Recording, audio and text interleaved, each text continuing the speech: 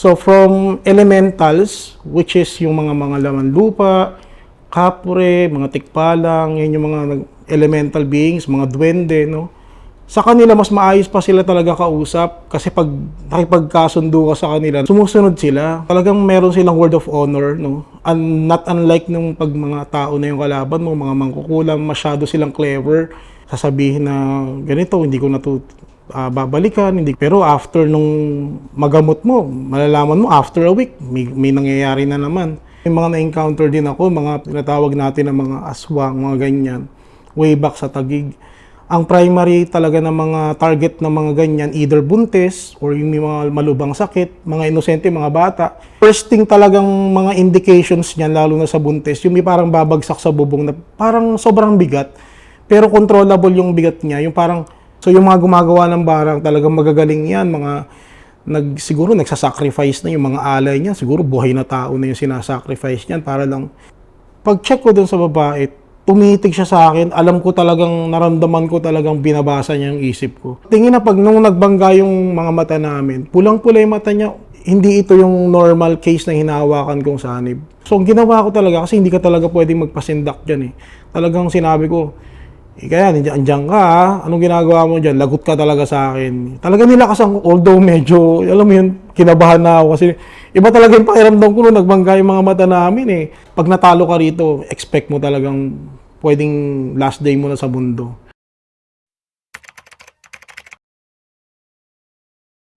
Hi, good afternoon po sa lahat. Ako po si Nards Leonardo, spiritual healer from Parañaque or Albularyo po, sa 4th Estate Parañaque po.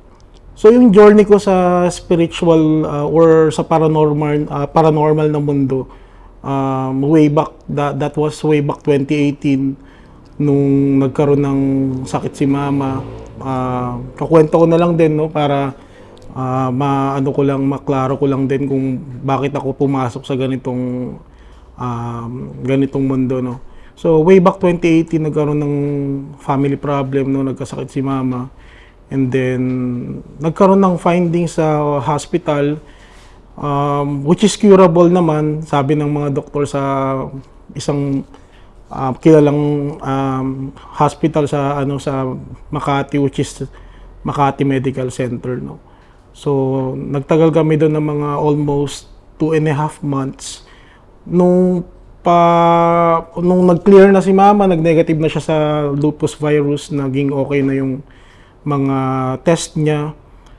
Nung dapat na pauwi na lang kami, nagulat kami na ICU si mama, no. So pag punta namin doon, tinanong namin yung doktor kung ano yung nangyari. So kasi negative naman lahat ng mga resulta, ba't naging gano'n, napunta sa ICU si mama. So after nun, ang sinabi lang ng doktor, parang umakyat daw yung lupus something sa utak ni mama, no? So doon pa lang parang nagkaroon na kami ng parang hinala na this is something na hindi normal. Kasi bago kasi umakyat yung mga ganyang virus or dapat na-detect ng doktor, no? So after nun, sad to say talaga nawala si mama. She passed away way back 2018. So nagkaroon kami ng ng hinala na parang hindi na normal yung mga nangyayari, no? Kasi pauwi na lang kami, tapos biglang nagganon. Tapos during that time, nung nasa lamay sila ate, yung family ko, meron doon pumunta na isang matandang babae na nakabelong itim, all black yung suot niya. So nangyari nun is, parang na-hypnotize sila ate, yung mga nakakita doon, parang wala silang magawa, hindi sila makagalaw. Baling ginawa lang ng babae na yun is dumaan lang doon, tapos dumungaw lang sa ni mama, sa kabaong ni mama, tapos umalis din. So at that time talagang doon ako nagkaroon ng hinala na parang nagkaroon ng something paranormal doon sa pagkamatay ni mama. So nag-search ako nag-aral ako ng mga nagtanong-tanong ako sa mga kakilala ko ng mga manggagamot. Yun nga, may possibility daw na nakulam si mama. So way back 2018, kaya since then naghanap na ako ng mga kasagutan, sumali ako sa mga page, sa mga spiritual pages. Tapos nag-aral din ako, tapos nakakilala ako ng isang magaling na mentor, no. Siya yung nagturo sa akin ng mga nalalaman ko ngayon sa gamutan. Sa amin mga albularyo, no, bago pa ako pinanganak, talagang ang Pilipinas, ang pinakaano talaga, hindi naman uso ang mga doktor noon, no. So mga witch doctor, mga albularyo talaga ang sikat, no. Kunyari may konti kang sakit. Kasi yung mga witch doctor na mga sinauna, mga traditional, marunong din sila sa mga herbal medicines. So hindi lang paranormal sickness or illness yung ginagamot nila, pati yung mga basic na mga physical illness. So, ang para sa akin, sa era na to, no, hindi na, although meron pa rin mga traditional na mga manggagamot, pero siguro masabi ko 50%, mga ano na, mga parang mga, hindi na masyadong maalam sa mga traditional way of healing, no. Para sa akin, ng isang albularyo, more on spiritual side kasi kami, no, gumagamot kami ng mga paranormal illness, yung mga nakukulam, yung mga naaswang, gayuma, yung mga ginagamitan ng mga black magic, mga mahika negra, yung tinatawag namin sa term namin sa spiritualan. And kami rin yung parang nag-aano rin po kami, no, nag-guide din po kami dun sa mga tao na mga gustong magpagamot sa amin na kung meron kayong mga hindi maipaliwanag na sakit, kung galing na kayo sa ospital, doktor, wala naman nakitang findings, so much better na pwede nyong i-consult yung sakit ninyo sa isang albularyo. Bago ako naging albularyo, way back 2019 kasi nagsimula ako sa spiritualan, no, sa pagiging faith healer. Nag-work ako as a call center agent, no. So almost 15 years ako sa industry. So, mostly graveyard shift yung mga nakuha kong mga schedules, no. So, nag-end yan last 2020, 2022, I think, or 2021, nag-stop na ako dyan. So, kasi parang nagkaroon na ng parang calling talaga.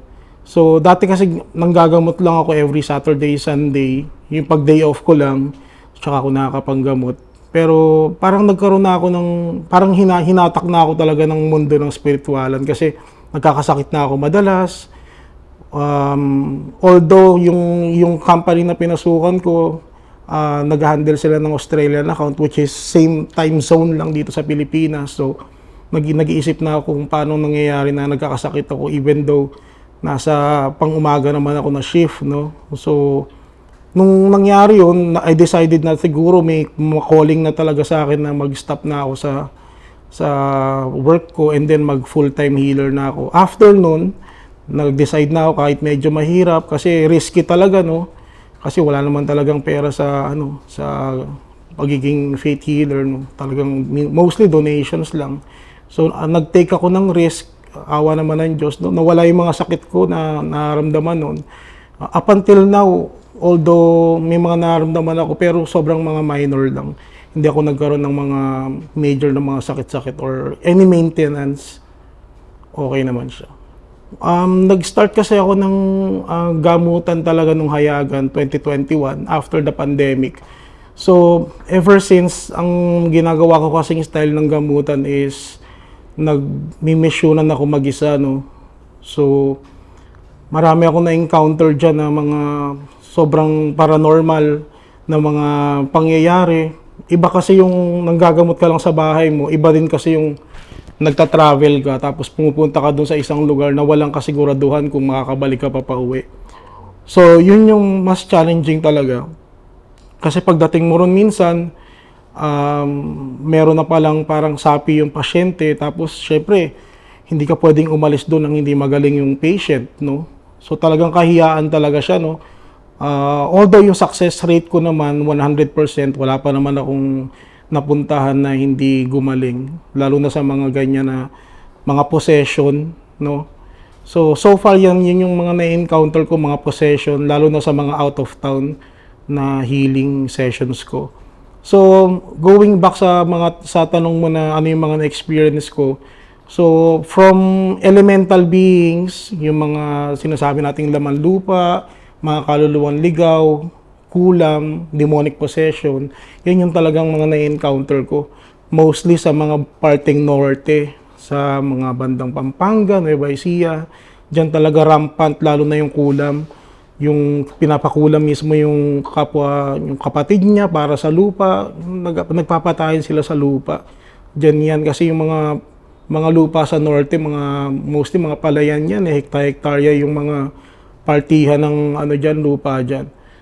So diyan talaga yung medyo challenging sa akin kasi although gusto ko man gamutin minsan yung pasyente, nangyayari ang nag-utos pala is yung kapatid. So talagang doon ako nagkakaroon ng yun talaga yung challenging moment sa akin na parang paano nangyayari na kapatid mismo ipapapatay mo yung kapatid mo para lang sa pera o sa lupa.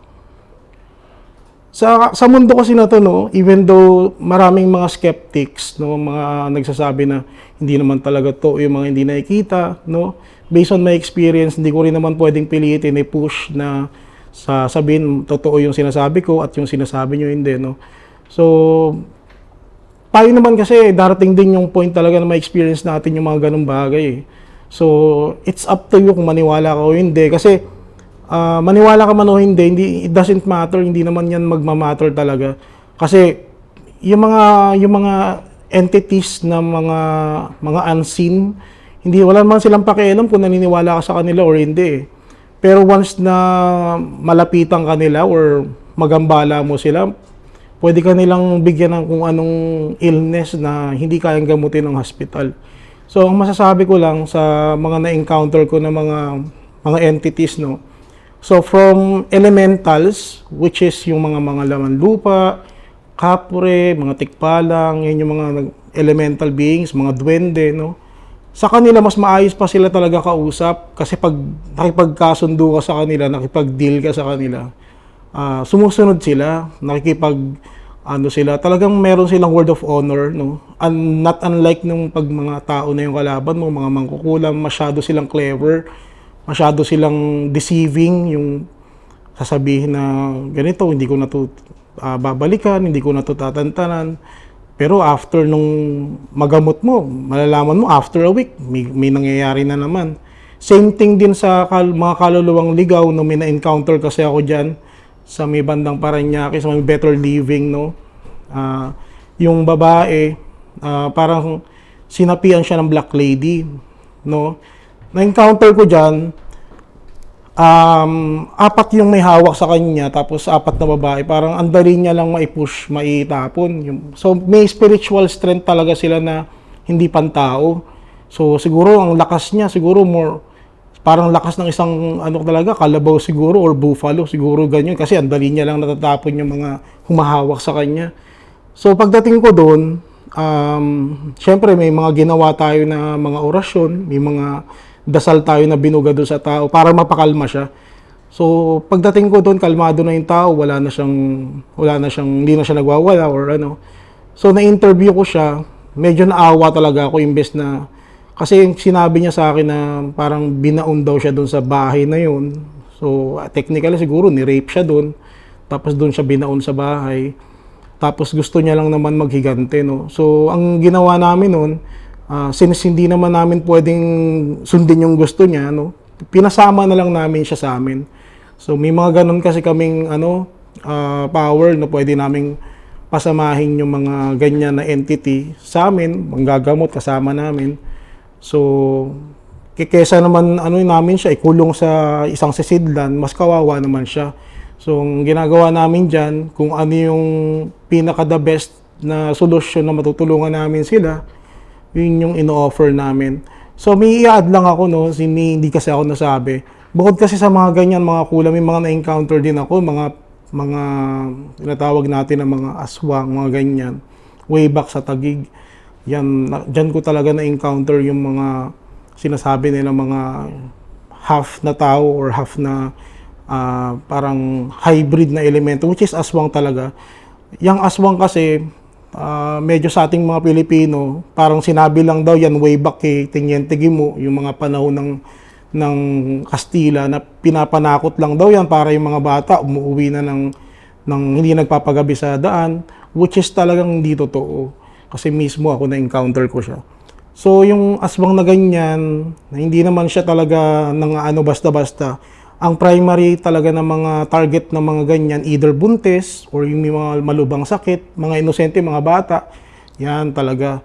Ang pagkaganyan, na-encounter nyo, first thing talagang mga indications niyan, lalo na sa buntis, yung may parang babagsak sa bubong na parang sobrang bigat, pero controllable yung bigat niya, yung parang manipis lang yung bubong nyo, pero parang ang bigat niya, pero yung bigat niya kahit na may impact na ganun, hindi nasira yung bubong nyo. Ganun yung ano nila. Nakokontrol nila yung bigat nila. Tapos yung steps nila, parang apak siya ng tao. Tapos parang hindi na siya normal. Tapos pag chinek mo sa bubong, makikita mo lang mostly pusang itim. Ganyan. So yan lang yung mga na-encounter ko kasi sa mga entities na ganyan, na mga elementals na tinatawag namin, mostly yan mga duwende, kapre, mga anything na ginawa din naman ni Lord, no, which is sa nature nakatira, sa mga puno, sa mga bundok, sa mga ano. So all over the place, talagang yung iba nga diyan nauna pa sa atin dito sa mundo, no. So may word of honor yung mga yan, no, parang pag sinabi nila na kunyari, sinaniban siya, yung pasyente. So, tinanong mo ngayon, ang nakausap mo is duwende, sobrang liit ng boses, no? Tinanong mo ngayon, bakit mo sinaniban yung tao, kunyari, yung bata, ba't mo sinaniban yung bata? Pag sinabi niya na, kasi nagalaw niya yung punso namin, no? Yung nuno sa punso, yung parang tirahan nila, parang gusto niya lang bigyan ng leksyon yung bata. No, pagka yan nakasundo mo na, o sige ganito, imbes na parusahan mo siya, mag-aalay na lang ako ng ganito. Ano bang gusto mong alay? Gusto mo ba ng prutas, ng pagkain? Mag-isip ka ng kung ano yung gusto mong ialay para hindi mo na lang parusahan yung bata. So pag may sinabi siyang ganyan, tas inalay mo na, matik yun, kahit hindi mo nagamutin yung bata, ang mapapansin mo gagaling na siya. Ganun sila katotoo sa mga sinasabi nila, na hindi katulad ng mga, alam mo na, yung mga mangkukula, mga napaka-deceiver nila talaga. So yung mga elementals na yan, pag nakipag-deal sila sa inyo, lalo sa manggagamot, tinutupad talaga nila. Hindi sila yung nanloloko lang. Kasi ngayon, no, kasi nag-evolve na yung technology na sa mundo na ginagalawan natin, no.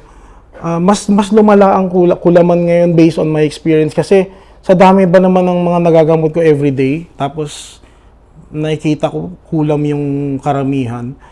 So, ang naiisip ko lang na dahilan, siguro yung ibang mga nag-aaral ng witchcraft, no? Akala nila hindi gumagana yung mga ginagawa nila. Kasi ngayon online na lahat eh. Pag inano mo nga ngayon sa FB, sabi mo lang, type mo lang yung mangkukulam, meron mga nag-offer ng online kulam, online barang, di ba? Makikita nyo naman sa FB yan. Tapos, syempre pag nakipag-deal ka sa mga yan, meron pa dyan parang mga school or parang mga group para tuturuan ka kung paano mangkulam or mag-practice ng witchcraft, no? So, ikaw naman, out of curiosity, nag-try ka lang or siguro wala ka lang magawa sa buhay mo, no? Gusto mo lang matutunan yung isang craft, which is witchcraft. So, inaral mo siya, no? Pinractice mo yung mga sangkap, yung mga proseso, ginawa mo. Meron din siyang desired, meron din siyang talagang tamang oras kung kailan mo siya dapat gawin. So, parang tinry mo yun sabihin natin, sa nakaaway mo, no? Tinry mo siya. Akala mo hindi umiepekto, pero pag chinek mo yung tao, nagkakaroon na siya ng manifestation ng witchcraft. So, para sa akin ngayon, sobrang laganap na ng kulam. Kasi, dahil din sa pag-advance ng technology, napakadali na lang ng access ng tao sa kulam. Yung mga ways kung paano mangkulam. Hindi tulad dati na wala pang mga FB, no? Ang hirap maghanap ng mga ganyan. Ngayon, isang click mo lang sa lalabas na agad yung mga pages na pwede mong puntahan para matuto ka ng ganyan. Ang difference kasi ng kulam sa barang, no? Ang kulam kasi, yung parang pinaka-basic practice ng witch, ng isang, sabihin nating mangkukulam, no? Yan yung pinaka-basic practice niya, no? Pag kinulam ka, Either, depende kasi yan kung paano niya ginawa yung kulam, no? Kung pwedeng gawin ka lang niyang, babalisain ka lang niya, yung parang hindi ka lang niya patutulugin sa gabi. So, pag hindi ka natutulog, syempre, yung utak mo, pagod. And then, yung ano mo, syempre, yung dugo mo, bababa kasi hindi ka nakakatulog ng gabi, balisa ka. So, magiging manifestation sa iyo niyan, after ilang months, pwede kang magkaroon ng psychological problem kasi syempre gising ka lagi. Ang kaibahan niyan sa barang kasi, no, pag sinabi nating barang, ito kasi yung parang misconception ng iba, no, makita lang nila na parang may mga nasusunog dito, barang na raw yun. No, hindi. So ang barang, ang indication niyan is gumagamit sila ng mga insekto, no. May mga lumalabas sa katawan, sa bibig, sa anything, anywhere sa katawan, may mga lumalabas, may mga gumagalaw. Yan yung talagang barang, which is ginagawa ng mga magagaling talaga, mga pro talaga, above pro level na ng mga mangkukulam. Kasi yung mga ganyan, medyo mahirap din siyang gawin, para sa isang simpleng lang, yung parang average lang ng mangkukulam. So yung mga gumagawa ng barang, talagang magagaling yan, siguro nagsasacrifice na yung mga alay niya, siguro buhay na tao na yung sinasacrifice niyan para lang magawa yung ganyang klaseng witchcraft. And mostly yung mga ganyan, nagsasacrifice din sila ng family member nila. Totoo yung napanood nyo sa movie na yung isang mangkukulam, sinasacrifice niya yung anak niya, yung kamag-anak niya, para lang makuha niya yung power na gusto niya, yung lakas na gusto niya, para magawa niya yung mga ganyang kulam or barang. Yung na-experience ko na sobrang tumatak talaga sa akin dyan is yung time na pauwi na nasa Parañaque kasi ako noon tapos meron akong kaibigan na 4 na manggagamot, no. Isa doon tito ko.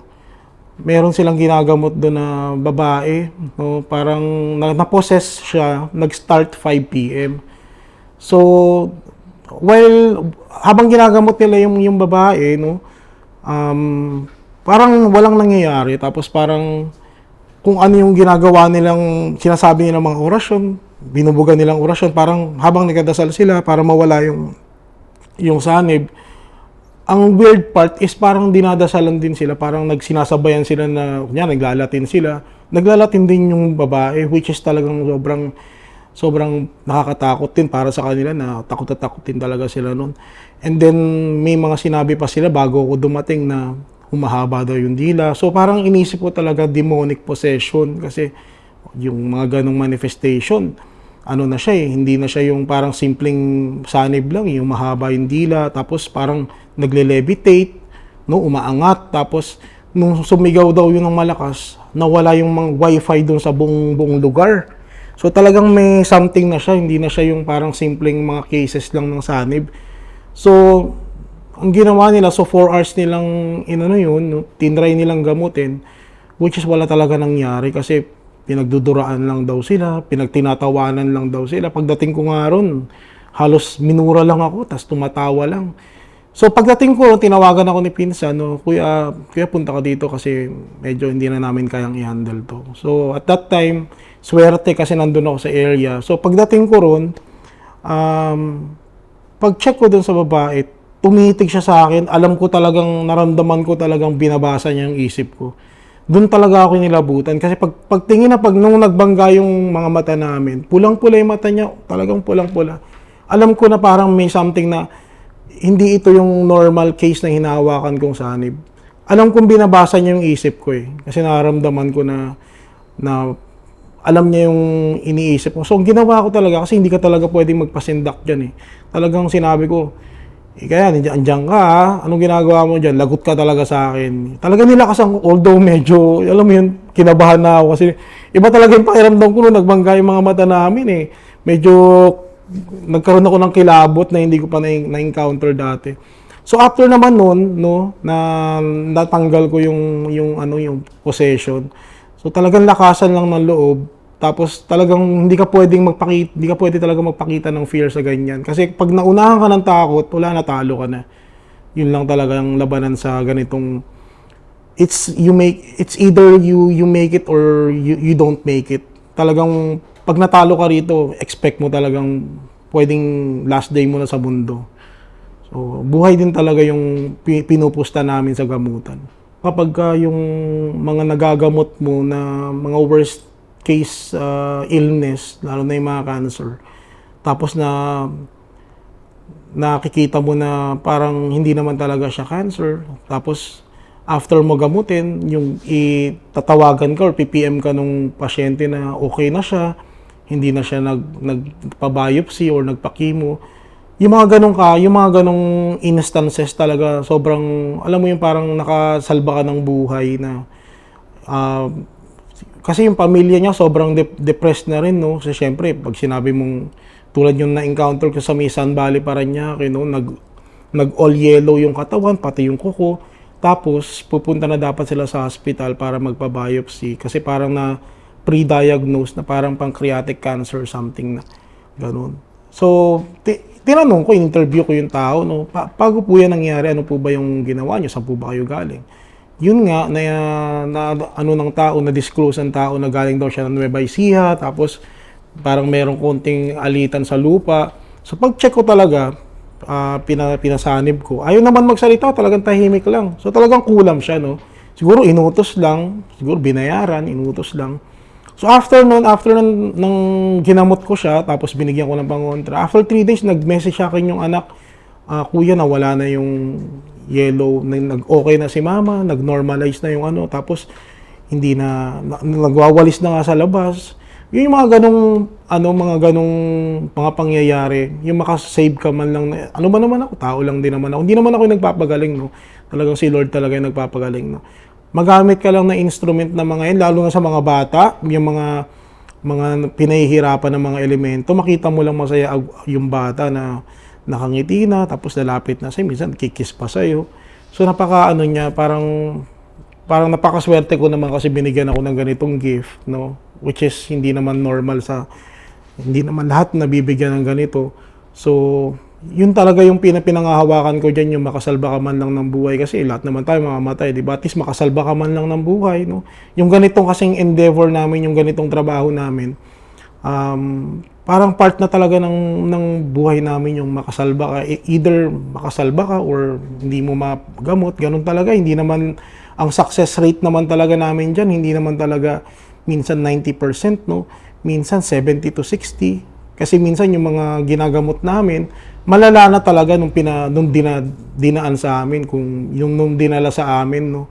So, sinasabi namin na kung kaya pa bang gamutin talaga or hindi na. So, masaya talaga siya kapag nakakapagsalba ka ng buhay. Kasi yung sinasabi namin na pasampahan, no, sa mga ganyan, hindi lang siya nag-a-apply sa kulam kasi once na nagkaroon ng paranormal na activity doon sa katawan ng tao, kung sino man yung entity, kung tao man yun, elemento, kaluluwang ligaw, or sinong entity, pag yan kasi tinawag namin, ginamitan namin ng mga orasyon na panawag, no?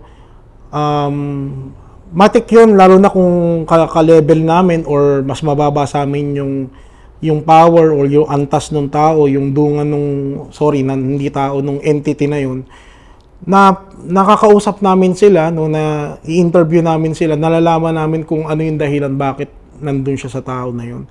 Sabi natin kulam. So, hindi kami sigurado na tama or talagang totoo yung mga sinasabi nila, no. Kaya ang ginagawa namin diyan, no, may iniipit kami doon sa mismong paanong pasyente or dito sa kamay, no, para parusahan yung mangkukulam para magsabi siya ng totoo. Kasi pag hindi namin ginawa yun, hindi siya magsasabi ng totoo. The more kasi na pinahihirapan namin siya, doble yung or triple yung sakit na nararamdaman niya doon sa side niya. So ang hindi nakakaramdam, kala lang natin na nararamdaman yun ng tao, pero hindi talaga. Ang nakakaramdam nun is yung entity, kung sino man yun, spiritu, tao, elemento. Sila yung mga nasasaktan every time na pinapasanib namin yan do sa taong na-possessed or nasaniban. Kasi ang take ko sa third eye, no, yung sinasabi nila nakakapag-open, nakakapag close, no? May mga ganyan talagang mga mga kakayanan yung ibang mga tao, no? Pero para sa akin gift kasi yan, no? May mga tao kasi talaga na since birth talagang nakakita ng ganyan. So ang inaano ko lang talaga diyan, ang sinasabi ko lang naman talaga diyan sa ikatlong mata, no? Ang mga fully open na third eye na yung mga tao is talagang masasabi ko mga baliw na sila, no? Kasi yung mga yan nagsasalita na yan na mag-isa. Yung mga nakikita nyo na sinasabi na, ay, kuya, nakakita ako nito. Kuya, nakakita ako ng mga colors sa likod ng tao. Ay, nakakita ko yan ng aura. Ay, nakakita ko yan ng entity sa ano. Pero hindi siya consistent. Yun yung tinatawag nating mga partial. Pero pag mga fully open, mapapansin mo talaga sila, hindi na sila normal. Baliw na talaga sila. Kasi, every time na magsasalita, syempre, mapagkamala mo ng baliw kasi may kinakausap dito, wala naman tao. Yun yung mga tao na talagang fully open yung ikatlong mata nila. Which is, nagiging parang nakakategorize sila na parang baliw. Na kaya dyan sa mental, 50-50 talaga ako dyan yung mga nandyan na sinasabi nilang nagsasalita mag-isa. Marami kami diyang mga gusto ring makapunta or ma-interview yung ibang ano. Kasi hindi lahat ng mga nandyan baliw, no. So, yun lang pag may mga third eye na fully open talagang insane na yan kung tinatawag natin na insane, mga baliw na sila na. Pero ang totoo niyan, sobrang sensitive lang talaga nila kasi lahat na nakikita nila. So, wala na sa kanilang every time na natutulog sila, parang gising din sila. Ganun kasensitive yung sixth sense nila. Unlike ng mga partial, parang pasundot-sundot lang, may makikita ka, minsan wala. Parang ganun din yung sa akin. So, hindi lahat nabibigyan ng gift na magkaroon ng fully open na third eye. Okay, magandang tanong yan. Kasi maraming mga tao ngayon, no, since naging advanced na yung technology, napapansin nyo, ang dami na naging faith healers. Pero ito lang yung gusto kong maging, maging aral sana sa mga gustong maging faith healers, no, hindi siya biro. Kasi sa amin, bago ko naging faith healer, unang pinapatay mo dyan talaga yung takot. So, kasi paano mo lalabanan yung isang, sabi natin na poses, kung takot ka, makita mo pa lang na sinasaniban yan, tatakba ka, tumakbo ka na eh. Kasi iba na yung tingin niya mga yan. So, unang pinapatay namin dyan is yung takot. Kaya nga, ang mga traditional talaga ng mga faith healers, namumundok yan. Namumundok kami, doon kami sa gitna ng bundok natutulog, nag-overnight kami doon. Doon mo may experience yung, kung ano yung dilim sa pagpinikit mo yung mata mo. Pagbukas mo ng mata mo, same lang din yung darkness na makikita mo. Tapos kung ano-ano yung mga maririnig mo sa gitna ng gubat. Kasi pumupunta kami, hindi lang dyan sa mga gilid-gilid eh. Sa mismong gitna talaga ng gubat. Doon namin pinapatay yung takot namin. And then, may mga practice din kami na nag-overnight kami sa mga cemetery. Diyan mo kasi talaga matatanggal yung takot mo. Kasi kapag naniniwala kasi ako na yung manggagamot, hindi niya pinatay yung takot niya or may natitira pa siyang takot sa sarili niya, hindi niya rin talaga ma-overcome yung mga entity na mga iba-iba kasi yan eh. So, pag takot ka sa mga ganyan, sabihin natin na encounter mo yung sinaniban ng demonyo, sabihin natin ganyan. Iba na yan eh. Pag nag-all white yung mata niyan, paano gagawin mo na dyan? Eh, kung talagang kung talagang wala ka ng takot, parang hindi mo na mararanasan yung matakot ka pa sa ganyan. Ang mangyayari dyan is talagang lalabang ka, which is, kasi wala ka ng takot talaga eh. So, ko lang sa mga bagong faith healers nung gusto mag-aral, magsimula kayo sa pondohan, magpondo kayo ng mga dasal, pumunta kayo or maghanap kayo ng mga mentors na mga legit talaga, mga traditional. Tapos mag-search kayo, no? Mag-aral muna kayo kasi ako 1 year ako bago ng gamot eh. So talagang marami pa akong inaral, marami pa akong ginawa. Tsaka basic kasi yan, from basic to advanced, hindi pwedeng isang buwan ka pa lang ng gagamot, nagpapasanib ka na. Madami kasing misconception sa ganyan, no? Sinasabi nila mabilis lang. Ito lang naman yung masasabi ko dyan, no? Kasi yung sa amin, spiritual na mundo kasi yun sa amin, no? Para din kasing ano yan, lumalaban ka sa gera. So, pang tinatawag namin dyan, sa term namin is combate spiritual. Parang gera din yan sa mga sundalo. Napansin nyo yung mga sundalo, 6 months yan, nagte-training. Intensive training, yung mga iba nga dyan, sumusuko pa eh. Hindi na kinakaya yung training. After noon, may mga additional pa silang training. Para kunyari, isabak man sila dun sa isang lugar na may gera, kunyari sa Marawi or sa ano, hindi na sila natatakot. Kumbaga same thing din yan sa amin, yung mga training namin sa bundok, sa sementeryo. Yan yung parang training na ginagawa din namin na para prepared kami dun sa kung ano man yung may encounter namin sa isang lugar na yun. Parang battlefield din kasi yan, no? Sabihin natin, 1 month ka pa lang, sabihin natin army, 1 month ka pa lang, binato ka na sa Mindanao, ano sa tingin mo mangyayari sa iyo dyan? Sigurado dyan hindi ka magsusurvive. Siguradong paglapag mo pa lang, baka bumulagta ka na. So, same thing lang din yan sa gamutan, no? Talagang bago nyo pasukin yan, mag-isip-isip muna kayo kasi iba yung mundo namin. So, talagang iba-iba siya sa normal na mundo na kain-tulog lang, trabaho. Sa amin hindi. Sobrang weirdo niyan.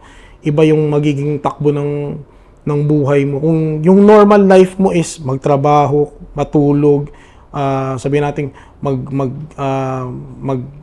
sabihin natin yung buhay mo mag-basketball, diyan lang tumatakbo yung buhay mo. Sa amin hindi, iba, napaka-unpredictable. Anytime pwedeng magbago yung buhay mo kasi may mga time na talagang may kailangan kaming gawin, may pupuntahan kami na parang yung mga napapanood nyo lang sa mga pelikula, mga bundok, mga kuweba na parang mga may halong fantasy. Pero talaga sa amin, mga normal na lang yan. Tulad niya, mga bundok Banahaw, meron dyan mga cave na hindi napupuntahan ng mga normal lang na tao, which nakakapunta lang yung mga may aral sa spiritual. Lalo na yung mga napapanood natin sa pelikula, no, lalo yung mga nanggagamot na ano, may mga ginagawa sila doon, mga pinapalabas sila na hindi naman talaga totoo. So, mag-isip ako ng isa. Yung naisip ko lang dyan is yung sa mga manggagamot, no? Yung kailangan mong yung sabihin natin mag-alay ka ng mga mamahali na, yung mga sinasabi nila mag-alay ka ng mga mamahali na hayop, mga ganyan.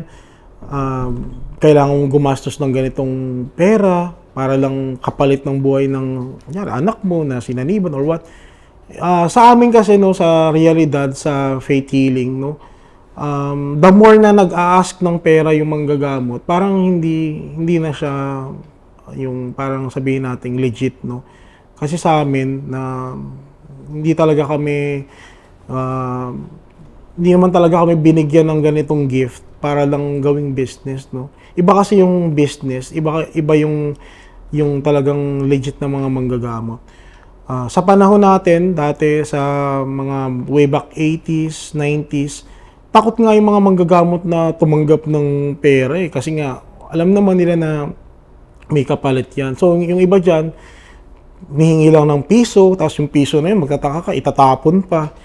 Yun yung parang kapalit lang ba ng energy na para hindi siya mabalikan or what. Yun lang din yung masasabi ko dyan, no? Yung the more na maka-encounter kayo ng mga manggagamot na humingi ng malalaking pera para lang mapagaling yung kung sino man yung pasyente ninyo, most likely hindi siya legit na talagang hindi yan yung hinahanap yung manggagamot na magpapagaling dyan sa tao na yan. Especially dun sa mga agimat, no? Ma-open ko lang kasi part din ng spiritual yan. Yung mga sinasabi nila na mga agimat na gumagana tapos ang kapalit pera, hindi po kasi ganun talaga nag-work yan, no? Kapag yung agimat na yan, binenta mo, madidiskommunyon yan, mawawala ang kapangyarihan yan. So, ang totoong agimat po, yung mga anting-anting, pinapamana yan sa mga kaibigan, kamag-anak, mga pasa-pasang lahi. Yan talaga umiiral yan. Hindi yan pwedeng bilhin or tapatan ng malaking halaga. Although sabihin natin gumana. Pero eventually yan, madidiskarga rin yan, mawawalan din ng B-side. Lalo na pag ginagamit nyo sa kalokohan. Siyempre, yung nagbayad niyan, expect niyan, gumagana talaga yan ng lifetime. Kasi sabihin natin, yung agimat, tinesting sa baril, no? hindi pumutok yung baril. O kaya yung bala umiwas dun sa mismong gamit. Tapos pinagbinenta ng may-ari, sabihin natin 1M, 1 milyon. Sa tingin mo yung kapangyarihan na nasa agimat, papayag siya na gawin mo siyang negosyo? Yung kung sino man yung kapangyarihan na umiiral doon sa agimat na yun, matik yun talaga. May mga gabay yun eh, may mga entity na nagpapalakas doon sa gamit na yun eh. Sa tingin mo, aalaw nila na bilhin yung ng 1 million yung power na nandun sa agimat na yun. So eventually talaga, mawawalan din ng visa yan. And talagang hindi rin siya magiging effective dun sa nakabili. So yun lang yung ko dyan. Depende po kasi yan kung anong klaseng agimat yung meron ka, no? So yung mga napapanood natin na sabi natin si Nardong Putik no, sa taga Cavite, no. Ang agimat niya is yung kwintas na alam ko Tres Pico Roma yun eh. Pero hindi lang ako sure kasi hindi ako nagme-medalyon. So yung gamit niya na yun is every time na nakakatapak siya sa putik, hindi siya tinatabla ng bala, no? So ang nangyari doon is based on doon sa kwento, parang merong spoil kung ano yung kahinaan niya, no? Sa hagimat kasi ni Nardong Putik, parang may ginawa sila doon na parang kontra doon sa agimat niya kaya siya napatay.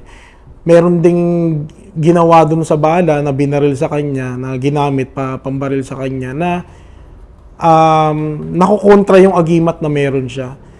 No, para sa akin, yung mga ganyang any agimat naman, yung mga anting-anting, lalo na pag ginagamit mo sama-sama, talagang eventually may mangyayari talagang hindi maganda sa iyo, no. Kahit naman doon sabihin natin na sige, nagamit mo siya sa kabutihan. Lahat naman kasi talaga ng mga anting-anting, mga talisman o kapangyarihan, meron din talaga yung mga katapat. Makaka-encounter ka talaga ng katapat mo. Kahit sabihin mo na ikaw na yung pinakamalakas, darating yung time na may tatapat sa'yo na mas mataas pa sa karga na meron ka. So sa tanong mo doon kung may entity yung mga anting-anting, meron sila kasing parang tinatawag na gabay dun sa mismong mismong talisman na yan. So kapag yan kasi nakakaintindi kasi yan, no, ng mabuti at masama. So kaya nga ang pinakapamilin sa mga agimat, mga anting-anting, lalo na doon sa mga nagpapamana, no. Pag yan ginamit mo sa masama, mapapahama ka. Yan yung pa ako eh, siguro di pa ako pinapanganak, yan na yung parang pamilin eh. No. Yan gumagana yan kapag ginagamit mo sa mabuti, pero pag yan ginamit mo sa masama, mapapahama ka or mawawalan yan ng bisa. So yun lang talaga nakaka-distinguish sila yung mga entity na yan, kung tutulungan ba nila yung nagtatangan or hindi. Depende yan kung saan mo gagamitin yung agimat, kung sa masama o mabuti. Sa amin kasi ngayon, no, tanggap na naman ng mga tao yung ganitong craft, no. Although marami pa rin talagang hindi naniniwala, pero kasi sa tindi ng influence ng social media, marami ng taong nagiging open sa ganitong practice, no. Kasi sabihin natin, no, meron kang kamag-anak na may sakit, na-try nyo na lahat ng hospitals na puntahan nyo na, negative naman lahat ng resulta, yung mga lab test, mga medical examinations ng tao. So wala ka talagang ibang pupuntahan kundi yung mga sa amin, tulad mga paranormal experts, mga faith healers. So para sa akin na personally, tanggap na ng lipunan ngayon ng ganitong practice, lalo na lumawak pa yung influence ng social media. Hindi lang sa Facebook, makikita mo meron na siya sa mga TikTok, lalo na sa YouTube, yan, mga ganyan na mga mapapanood ninyo. So, yun lang, it's a good thing kasi eye-opener din to sa mga tao eh. Kasi ang pinaka-main goal lang naman namin, no, mga faith healers, is magbigay ng kaginawaan sa tao, gumaling lang yung tao, no. So,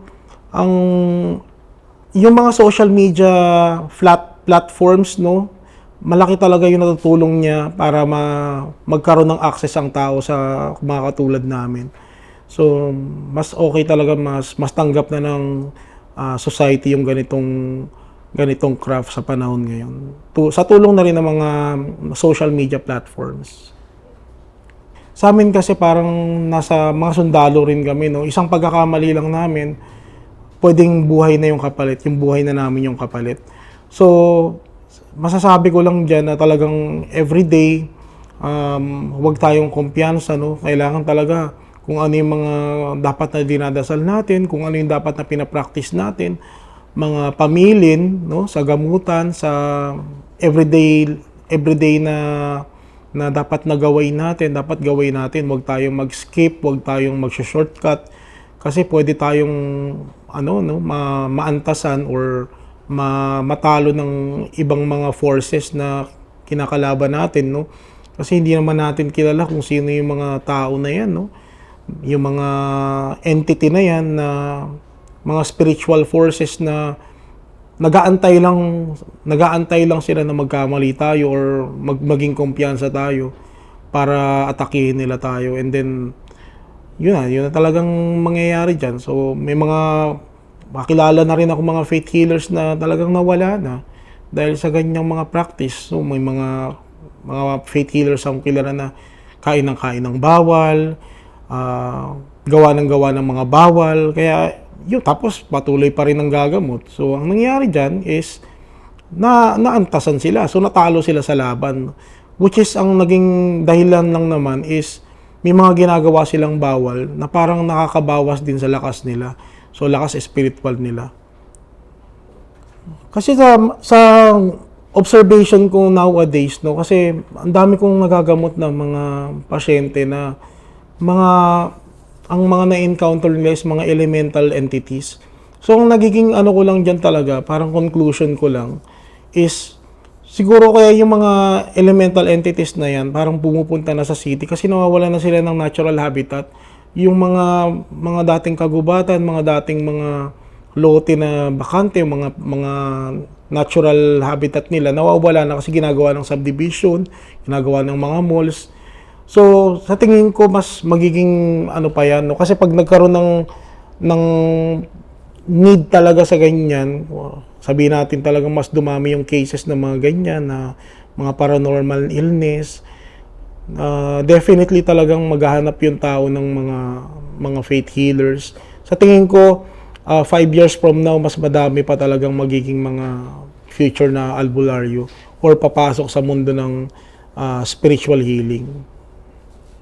Cases kasi na alam mo yun yung parang nakaka-low moral lalo na kapag namamatayan ka ng pasyente, na yung mga cases na dinala sa yung pasyente tapos alam mo na late ka na para gamutin yung pasyente kasi tulad ng mga cancer patients na may kulam, ang nangyari noon is talagang na-chemo nag-undergo na ng chemo yung patient, nag-undergo na rin siya ng radiation.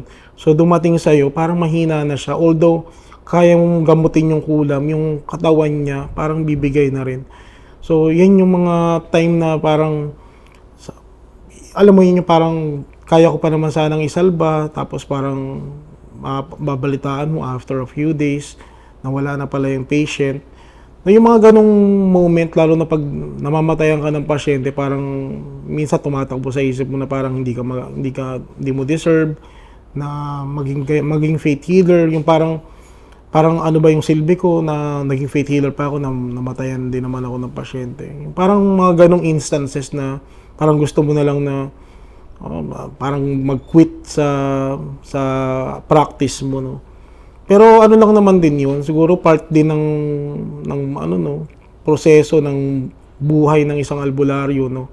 Kasi hindi ka naman Diyos, hindi mo naman pwedeng diktahan kung sino yung mabubuhay, sino yung mga hindi mabubuhay. So ang sa amin lang, kung ano lang talagang magagawa namin para ma-extend yung buhay ng tao na yun, no? Lahat naman tayo mamamatay. So sa amin, kung ma-extend lang yung buhay ng tao, talagang sobrang thankful na kami. Sa akin lang, no, pang final ko, kasi mostly naman mga nagiging kwentuhan dito is yung, lalo na mga faith healers, yung mga experience nila sa gamutan, no. Sa akin lang kasi may mga nangyari sa akin dati na about sa aswang, no. Gusto ko lang i-open din to sa public na mali yung perception nyo na yung mga aswang nasa probinsya, no. Marami tayong mga kwento na naririnig dito sa Manila na merong mga isang barkong mga isang barko na mga aswang na pumunta rito sa Manila.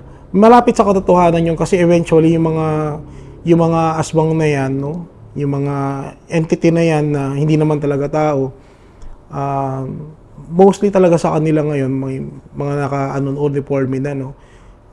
Karamihan sa kanila mostly may mga yung field na hinahawakan nila may kinalaman sa mga dugo laman, tulad ng mga doctors, hindi ko naman nila lahat, no. Pedia, mga butchers, something na may attachment sa mga dugo laman. Yan, mostly yan, nakikipamuhay na sila dito sa atin. Meron din ako mga kilalang mga sikat na mga personalidad na mataas na witch, no, yung mga high-ranking witches, mga tinatawag natin mga level 3 na, no, na mga witch. So, marami talagang nag-e-exist ngayon sa atin na paranormal na hindi lang tayo aware. So, para sa akin, yung mga skeptic, okay lang din naman na hindi kayo maniwala. Pero sana isipin nyo rin na meron ding mga pangyayari sa mundong to na hindi naman talaga natin kayang ipaliwanag. So, tulad yung mga napapanood nyo minsan sa mga random videos, no, napapanood nyo sa FB na yung CCTV, parang biglang nag-open yun, lalo sa mga call centers, yung parang gumagalaw may mga movement, yung mga upuan, mga ganon. Part yun ng parang paranormal activities na kahit hindi nyo paniwalaan, nag-e-exist sila, no. Nakakasaksi dyan is yung mga CCTV natin, no. Makikita mo yan yung mga paranormal activities, lalo na kapag mga wala ng mga tao dun sa area, no. Nakikita mo nagagalawan yung mga kung ano-ano, tapos may mga maririnig kang sounds, tapos meron kang may experience pa dyan, yung napanood ko rin to dun sa isang building, yung parang may pumasok na tao na inano pa ng guard, inassist pa ng guard, pero wala naman talagang tao. So nakita sa CCTV, mag-isa lang yung guard, ina-assist niya yung kung sino mang entity na yun. So doon pa lang mag-isip na tayo sa mga skeptic, no. Hindi lahat ng bagay sa mundo may explanation, no. Kasi yung utak natin, so totoo lang, napakaliit naman nito para magkaroon tayo ng sagot or answer sa mga katanungan sa mga nangyayari sa mundong to, no. So para sa akin, although skeptic kayo, okay lang din naman yan. Basta maging open-minded lang kayo sa mga reality na nangyayari sa mundo. Yun lang naman. Kasi yung spiritual na mundo, nag-e-exist siya, maniwala man tayo o hindi. Eventually, masasagot din naman yung mga tanong natin, no? After death, no? Lahat naman tayo mamatay. So, doon tayo magkakaroon ng mga kasagutan sa mga tanong natin sa mundo na to. Sa mga tao na curious, no? Sa mga tao na gustong pumasok sa mga ganitong larangan, ang mapapayo ko lang is sundin nyo kung ano yung gusto ng puso ninyo. Kasi hindi naman tayo pare-parehas ng gusto. Yung iba gusto mag-vlog, yung iba gusto maging doktor, yung iba gusto maging piloto. Kung yan yung gusto ng puso nyo, why not? Kasi baka yan yung talaga yung path nyo, no? Kasi naniniwala kasi ako kung nasan yung puso mo, nandun yung isip mo So, pag pinractice mo yan and then eventually naging ka na rin dyan, no? Naging practitioner ka na rin ng ganyan, tulad ko, no? Marami ka pang madidiscover sa sarili mo. Eventually, mas mag-e-enjoy ka kasi yun yung gusto mo gusto mong tumulong sa tao, gusto mong manggamot. So, eventually, kahit na sabihin natin nakakapagod siya, no, everyday may mga pasyente ka, parang wala namang katapusan to, na everyday, pupunta ako dito. Minsan, natutulog ako ng alas 12 madaling araw, may tatawag sa akin, "Kuya, may sinasaniban dito, kuya, baka pwede mo kami puntahan dito. Kuya, baka pwede mong tawasin to, emergency lang." Yung mga ganong cases, minsan, parang, although nakakaano rin siya, yung parang wala ka na minsan katahimikan, pero part din kasi yan ng happiness namin, no? Lalo na kapag nakatulong ka na, save mo yung buhay ng tao. So sa akin lang ma-advise ko sa mga gustong mag-practice ng ganito, magpumasok sa spiritual world. Basta kung ano yung magpapasaya sa inyo, kung ano yung sa tingin nyo, yung gusto ninyo, sundin nyo lang kasi hindi natin masasabi talaga kung ano yung pwedeng maging resulta niyan, no? Pwedeng ikaw na yung maging kilalang manggagamot after 5 years dahil sa dami ng mga natulungan mo. Tsaka eventually makikita mo rin talaga yung fruit ng labor mo, lalo na kapag sincere ka sa practice mo, yung talagang gusto mo talaga makatulong ka sa tao, gusto mo talaga yung ginhawa ka sa mga tao na may mga ganyang problema, mga spiritual illness. So, yun lang, ituloy nyo lang, no? Wag kayong makinig, wag kayong ma-discourage sa mga sinasabi ng mga tao sa inyo. Kasi ako doon, Christian talaga ako eh. Ayoko na lang sabihin yung denomination ko, Christian group ko na sinaniban dati o sinalian dati. Talagang Bible-based kami dati. So, kaso nga lang, eventually, no, parang may nakita lang akong parang kulang lang, no. Tapos parang may hinahanap pa akong parang additional na knowledge na dito ko lang talaga nakuha. So, yun lang. Tuloy nyo lang. For as long as maganda yung intention ninyo, hindi naman kayo mamamali dyan, no. Tuloy-tuloy lang kung ano yung magpapasaya sa inyo at alam nyo na nakakatulong kayo sa ibang tao, why not? Mga ka-off the record, gusto nyo pa ba ng ibang malupit na istorya? I-click nyo lang ang mga video na nasa screen. Maraming salamat!